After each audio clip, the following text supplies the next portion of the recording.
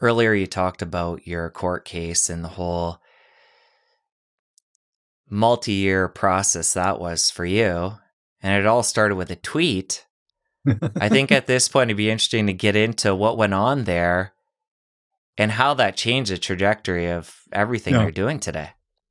No, that's absolutely interesting. I mean, it gave me another career, which is fantastic. It extended my career for a whole another 10 or 20 years. So in retrospect, I laugh about it now, but it was awful at the time. So what happened was that I changed my diet. I announced it in an article I wrote, and I lost all my funding. That just disappeared.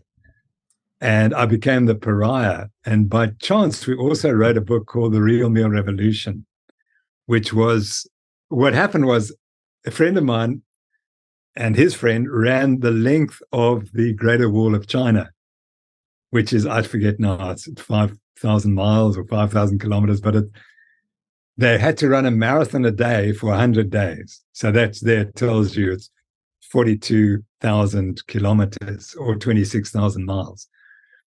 Can't be 26,000 miles. That's, 2,600 miles. That sounds even too far. But anyway, it was a long way. And halfway through the run, they're in Outer Mongolia and they're running out of food. So the locals tell them, you're only going to finish this if you eat pork fat, you see. So then we're fed pork fat.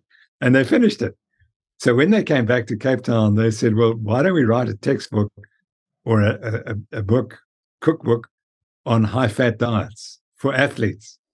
And they said, would you write the foreword? So I said, I thought, sure, I'll do it.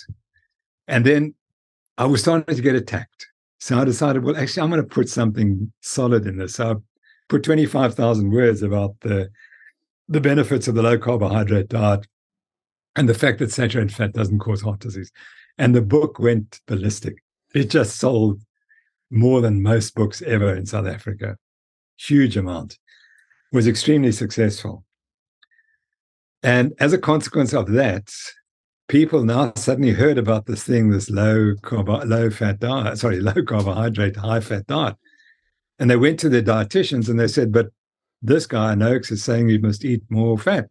What are you saying? Oh, you can't eat fat because you're going to get arterial disease, because that's what my training tells me. That's what the dietitians were telling him.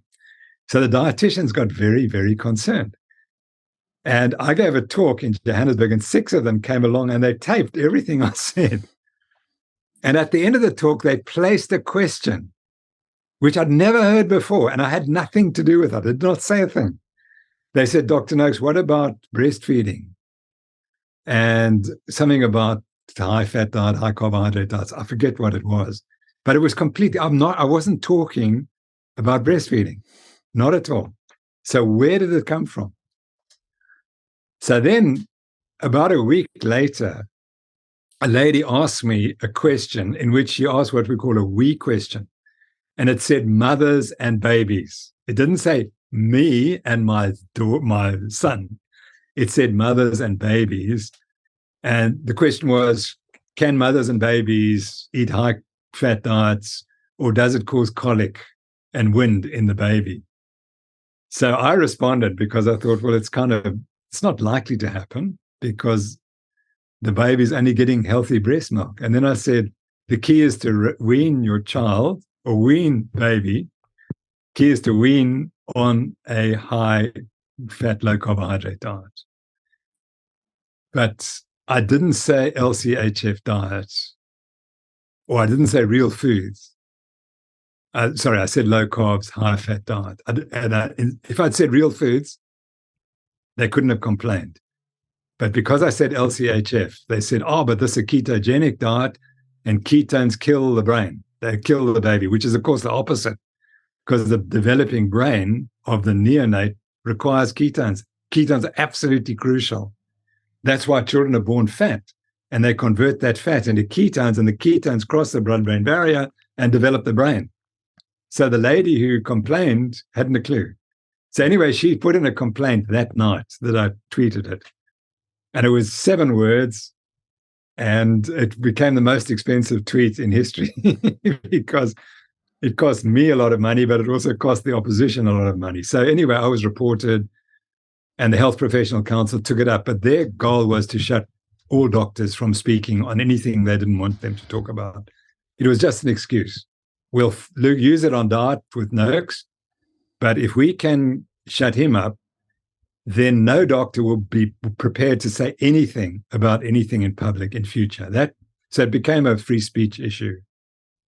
And so we went to court for 28 days over 4 years. And eventually we won on everything. There were 13 decisions. We won all 13 decisions. And so I was declared innocent, and that what I said was correct. And it was not unscientific or whatever. I can't remember the details. So I won the case, and it was so funny because the response of the dietitian was, he may have won the case, but that doesn't change anything. We're still teaching what we've always taught. And they've continued to teach that, which is sad. Because what I know now is that if you are telling diabetic patients to eat anything but a low carbohydrate diet, that is malpractice. That is gross malpractice. And it's such a pity because they're harming so many people. You touched on this earlier. It sounds like the resistance to what we're talking about today all comes down to money. Oh, absolutely. Absolutely. So I became very friendly with Greg Glassman, who started CrossFit. And he emailed me and asked me, would I come talk in America about the waterlogged story? And I said, but why? I mean, this got nothing to do with gyms and weight training and so on. No, he said, no, you were one of the first to tackle industry and show how they distorted the science. And it turns out that CrossFit, the evidence was presented in a scientific paper, and it originally had nothing to do with injuries. And the editor of the journal said, I'll only publish this article if you include negative effects of CrossFit. Can you believe it? So anyway, then they got 20 people who supposedly got injured from CrossFit. And Greg looked at it and he said, this is fake. Those are not the injuries that you get in CrossFit. Because he's a tough guy, he said, I'm taking you all to court. And he took it to court, the editor of the journal, the company that publishes the journal, the person who wrote the article, and then all the 20 people who were supposedly injured. He said, they come into court because we want to see what injuries did they have. Turned out they didn't have injuries. So it was all fraudulent. And he won the case. So now he's focusing on promoting this idea that a lot of the science is falsified. So that was what I learned. And then when my trial began, he kindly sent his experts out here to see who was behind it. And they discovered that it was an organization called the International Life Sciences Institute, which is a front for the food industry and pharmaceutical industry. That many of the people who were involved against me were members of ILSI or position holders in ILSI. And then he showed the influence ILSI had in South Africa, or not just in South Africa, but around the world. And that, of course, has since been exposed. So that made me realize that this was not just a single dietitian in South Africa who got angry with me. Well, given this situation, what's it going to take to break through with this information and to have actual real change in the mainstream? That's the question that I ask myself almost daily, and people ask me that question. And let me give you an example of how complex this story is.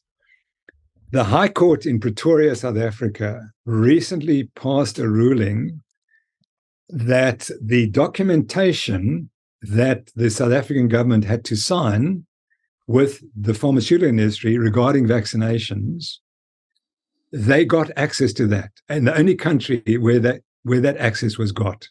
So they got the documents that the South African government had signed, signing off the amount of money they were going to pay to the pharmaceutical industry to get the vaccines.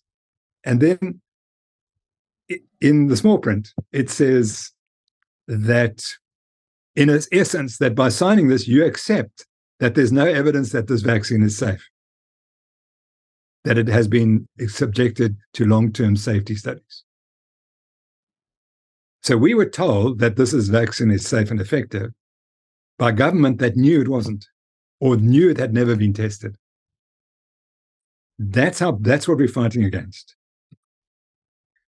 When people see that and they say that the absolute lies that are being sold to us, they might start questioning about nutritional advice. But until that happens, we're in real trouble. The problem is, if I'm the professor of, or I'm the dean of medicine at a university, it doesn't matter whether it's in America or South Africa, my university, my department, or the medical faculty can only run because of the support it gets from the pharmaceutical industry. Anytime I stand up against the pharmaceutical industry, as I did, that I had to be got rid of because I was a threat to that relationship. And so the only way the medicine will become independent is when it breaks that linkage to the pharmaceutical industry. But when that's going to happen, I don't know. The head of the Noakes Foundation, she was at a local diabetes endocrinology meeting last week. She said she didn't hear any science, not one paper of science. All it was, this insulin versus that insulin in diabetic patients. And these are the outcomes. No one's questioning, how do you use insulin? Should it be used? Etc. All the stuff we've talked about. That doesn't get spoken about. But there was lots of support from the pharmaceutical industry that sells insulin. That was everywhere. So that's the reality. The question is, how long can they keep going? You know, being a conspiracy theorist, there's a possibility that they've gone too far with the vaccine, and that the harm that has been caused could bankrupt the vaccine manufacturers, and that might take out one or two pharmaceutical companies. And then that has a knock-on effect, because then the medical schools, where they're going to get their money from if it's not coming from the pharmaceutical industry. So it's interesting times. And I think the public are a lot more wary about the medical profession today than they were, because some of them are realizing that we were misled about the need for all the interventions that were put on us for the so-called COVID pandemic. And people may start questioning. And the more evidence that they see for wrongdoing, the more likely it'll be to change. And I think medicine has taken a big blow, because the profession was very supportive of the lockdown and all these other things. And now people are realizing there was never any evidence that we needed to go that far. But we destroyed countries, we destroyed individuals, we destroyed lives, we destroyed people's income generation by doing all these things. Coming back to your message and what we've talked about primarily today, with the diet being the biggest piece, and then exercise and other details, the good news in all of this is that people can take this information in and apply it on their own. With what you're talking about today, it's not like you have this drug people need and you need FDA approval, and you're sharing this information. It's powerful. People can shift on their own and make these changes. And now with the internet and things spreading the way it does, I'm sure the work you're doing and coming on shows like this and sharing all that knowledge you've accumulated is just such a powerful way for creating change. Yeah, thank you. And that's why we do it. And, I'm just one of hundreds of dedicated doctors. And I must tell you that they're the most interesting group I've ever dealt with. Low carbohydrate, dietitians, doctors, psychologists. They're the most interesting group because they're the mavericks. They've seen through the system. And you have to be very courageous to be the maverick, because almost all of them have been censored in some way and their careers have been influenced. So they're a remarkable group, and the message just grows and grows and grows. I mean, even last week I was approached by people who want to do new ways of getting this information out, and they formed a collection of all the top social media people who are promoting the low carb diet. I'm not one of them, but they've got these people, and when you look at the reach of these people, it's astonishing. They're reaching millions of people every day. So they realize that the market is there. It's just got to be properly serviced. And once we get those people together, working together, and then who knows how far it's going to spread. Yeah, it also, people need to be ready to change. So for 33 years, I promoted the carbohydrate diet, and it took me to get sick. And when I got sick and felt fat and lazy and couldn't run properly, I was ready for change. And that's the moment. The moment you're ready for change, then all this information suddenly makes sense. Well, I want to commend you as somebody that was in that other polar opposite field of nutrition than you are today, to be willing to make that shift. And again, it comes from a personal place, your own health degrading, but you've done all this work, and you had your running book you showed us earlier, and you've gone against everything that you were promoting before. And I think that just gives you an extra layer of credibility, and your message just lands in such a real way because you've been willing to adapt and change your message as you've learned new information. No, thanks, Jesse. That's very kind of you to say that. The irony is that I will never suggest that my trial was a simple thing. And, you can read the book. It was really tough. When you have the whole profession against you, and remarkable, the beauty is you learn who your friends are, because your friends, the real ones, come to you. And I had these two lawyers who are the top lawyers in South Africa, and they came and they said, Tim, this is serious. This is important. We're going to defend you at no charge, no cost. Without them, I couldn't have afforded what we did. It was astonishing. Now, those are the people, and they're now my dearest friends. But I lost a lot of people who left me, and people I trained and thought were honorable. They disappeared because their careers were on the line. If they associated with me, they would be in trouble with the people they worked with. And that's how the shaming works. It spreads virally through the community. So you can't. One of the professors told me, he was told, you do not talk to Noakes because he's bad news. That was the message that was sent out amongst the professors at the University of Cape Town. I mean, it's remarkable. You're not allowed to think for yourself. So anyway, it was tough. We got through it, and it was amazing because I now got this other career in looking again back at carbohydrates and exercise. And so I'm having a fabulous time writing a definitive article on carbs and exercise. And literally what I told you earlier came to me about a month ago, that this carbohydrates is the thing that you protect, and you've got to keep your glucose down. And that's the failure of that system that leads to pre-diabetes and diabetes. It came to me literally a month ago, and it's taken 40 years for me to see it. But there it was. When I looked at the research we'd done, it's all there. But no one had put it all together. If you enjoyed that clip, press here for the full episode. I'll see you over there. Type 2 diabetes and these other chronic diseases are reversible if you catch them early enough. There's never been any evidence that saturated fat causes disease. It's always been evidence it's carbohydrates that are doing it. And the refined